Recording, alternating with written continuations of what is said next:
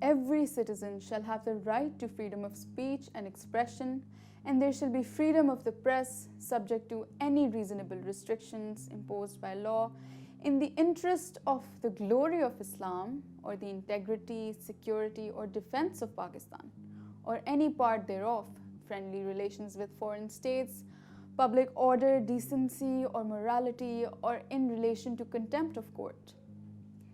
This is Article 19 of the Constitution of Pakistan, the article that gives you, me, and all citizens of Pakistan the right to freedom of expression. But as you heard, the right is not without restrictions.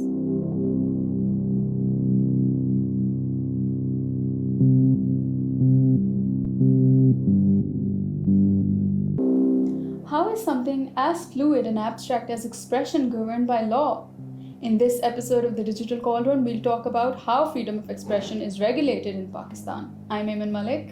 I'm Sudaf Khan, and today we are going to talk of a very complex topic. For governing something like freedom of expression, as Ayman said, is not an easy task. Today's episode is going to be a bit technical because we are going to talk about a lot of laws, but stick around. In 6 to 7 minutes, you'll understand, at least get a basic idea of how Article 19 is actually codified in the law. So Ayman, visualize a flow chart, right? On the top, we have Article 19. Yes. And through Article 19, we know that freedom of expression is a right of all citizens of Pakistan. But we also know that this is not an absolute right. Article 19 also identifies a number of restrictions that have to be applied by the law. So within Pakistan's legal justice system, after Article 19, we have a series of laws belonging to different sectors, of different natures, that actually define how these restrictions go from the Constitution into the legal justice system. Now, first in that flow chart are structural laws, which is largely the Pakistan Penal Code. Now, Penal Code is something that lays the foundation for criminalization, criminal liability across laws in Pakistan. And within Pakistan Penal Code, we have multiple laws that criminalize things like blasphemy, like immoral conduct, expression that is seen as immoral or obscene, sedition, that's a part of the law. After that, we have laws that are regulatory and criminal to restrict different kinds of expression. So what's the difference between these two laws?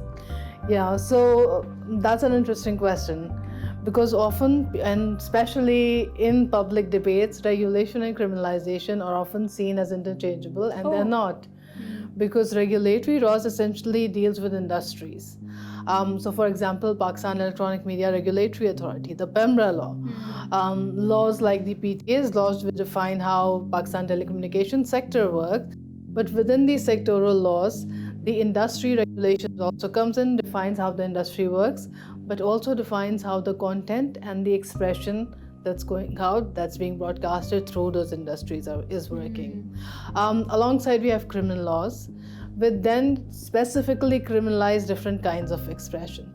Most important of these is obviously PICA, the Prevention of Electronic Crimes Act, applies on the digital spaces and has legal penalties, legal liabilities for things like hate speech, speech against national security, and also limits the expression borrowing from the language that Article 19 introduces. Then we also have laws that are criminal laws in their own right? Like the defamation ordinance. We have the contempt of court law. So yeah, that sounds like a lot of laws. It is a lot of laws. So the next time you hear a politician tell you that we need more laws to make sure that there is no speech online, no fake news is going viral, remember, we already have a plethora of laws. Most of them contain more regressive features than necessary. They are not implemented properly. Regulation, criminalization, governance of mediums. Freedom of expression is one of the most challenging themes in policy-making circles. What do you think about how Pakistan has handled it so far? Let us know through our Twitter, Facebook, or Instagram.